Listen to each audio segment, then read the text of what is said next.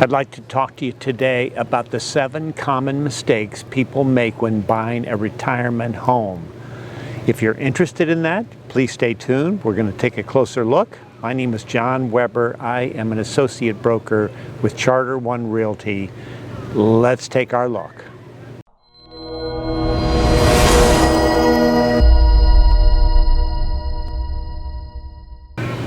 So, I am a real estate broker, have been for a long time throughout the Southeast, and I've been dealing with retirees and pre-retirees through all of that time. That was our market. That's who we sold property to. And I was thinking about it the other day, and I thought this would be a good video because I continue to see these issues by people looking for their retirement home, and rightly so. It's an emotional time, it's nerve-wracking, and maybe if we isolate these 7 common mistakes, maybe you'll learn from it. If you like that idea and you like the video, please give a thumbs up. And of course, you can always subscribe to the channel. I put out a video every Wednesday, weekly, about the lifestyle and the culture of the Lowcountry. All right, mistake number 1, they overthink. They overthink things. Surely there's something they're missing. And I've said this before on other videos that they'll bring a 3-ring binder, multiple binders with weather, taxes, population, tsunami coming, earthquakes, climate change, everything, and they'll just overthink it. And that can really get in the way if you're trying to buy a retirement home. We're located in the Lowcountry of South Carolina, Hilton Head, Bluffton area, but you could use these principles anywhere. So they overthink it, number 1. Number 2, they choose the house over the community. And you could put community as area also, or community that they are going to live in, because studies show that you're going to do 70% of your activities within a 5-mile radius. And it's different than buying a house. If you have a job in St. Louis and you're being transferred to Pittsburgh, there's really not a lot of gated communities. You're just going to neighborhoods and you're picking a home. Down here for retirement, chances are you're going to live in a gated area. So we always say fall in love with the area, the Lowcountry. Second, fall in love with the gated community. And I always say, once you got those 2 down, we'll find you a home. So I think just that close vision of looking at just the house and ignoring the surrounding areas can be a problem. So focus in too much on the house and not enough in the community. Number 3, see this all the time. They rely too much on Zillow. Now Zillow is a nice tool. It'll give you property ranges, price ranges, tell you about what a home is worth, but it's not going to tell you of the association fees. It's not going to tell you if there's an assessment in place. It's not going to tell you that stuff. So you can't come armed with Zillow thinking that you really have it down, because that's not true. Different areas of the country have different things going on. So that's just something to think about. And the only way to get around that is use an experienced realtor. Zillow's good, but it's not going to tell you the whole story. And sometimes people rely too much on Zillow. Number 4, no vision for improving the home. I can't tell you how many times I've been in homes, people looking for the retirement home, and it's painted red on the inside, and they'll go, "It's red." Okay, there's buckets of paint at Lowe's or Home Depot. You just get so bogged down in kind of simple fixes a lot of times. Paint's a bit, number 1, that's easy.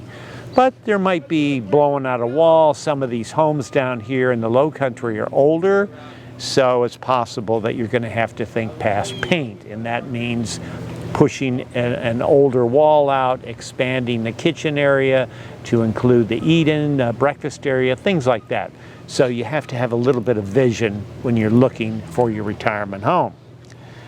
Okay, number 5, mistakes. You do all this work and you're on the 1 yard line and people hesitate. They hesitate because they're nervous. And it, like I said, it's a nerve-wracking time and it's an emotional time, and you feel you've left something out, and they hesitate. And if they hesitate, we always say in sales, a confused mind never buys. That's why we try to keep things simple and just keep it surface layer. But if you hesitate in this market, which is a very strong seller's market in the summer of 2023, you're going to lose it. You're going to fall in love with a house and you're going to lose it. I see it all the time. I've also seen rock solid people put an offer in. Yeah, we'll put an offer in. Yeah, okay, let us know how it turned out. And I call them the next day. Well, you got the house. Oh my God, thank God. Oh, we were up all night. So it can be a nerve-wracking time, but if you like what you see, you've done your homework, and it all feels good, you need to move forward. If it's feasible, affordable, and you can do it. Because if you hesitate, you know, you'll lose it. You got to start over then. Okay, number 6, they're waiting for the perfect setup. And I see people that come down here year after year after year after year. And now maybe they're not ready to buy, that's possible, and they're still getting to know the area. But I've known people that have sold their house like 5 years ago and they still keep coming here. And they're just waiting for the perfect setup. They're waiting for the perfect home.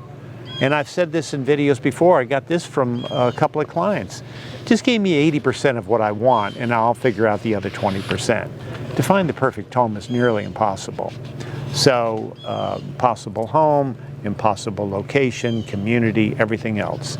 So it just isn't going to happen. So be aware of that. And number 7, common mistakes. They're not being honest with the real estate agent, and that's a big one. And now I know we're not doctors, although sometimes I think I am the doctor of real estate. It's like going into a doctor's office and you've got a sore throat, and he goes, "What's the problem?" Well, you know, my shoulder's been hurting and my knee does hurt. I think I've got arthritis. And how's he supposed to fix that? So you've got to be honest with the real estate agent. If you have a good realtor, they're going to understand you and they're going to appreciate that, and they're going to work with you to find your dream home. So you must be honest with the realtor. So in closing, I'm going to give you the 5 balls of life. You've got 5 balls that you're juggling. Your job is to juggle them every single day, okay? The names on the balls are spirit, friends, work, family, and health. You've got to keep juggling every single day. 4 of those balls are made out of crystal glass. If you drop it, it's irreparable. The 1 ball is made out of rubber, and that ball is called work, and it'll bounce back. But you cannot drop the crystal balls of spirit, friends, family, and health.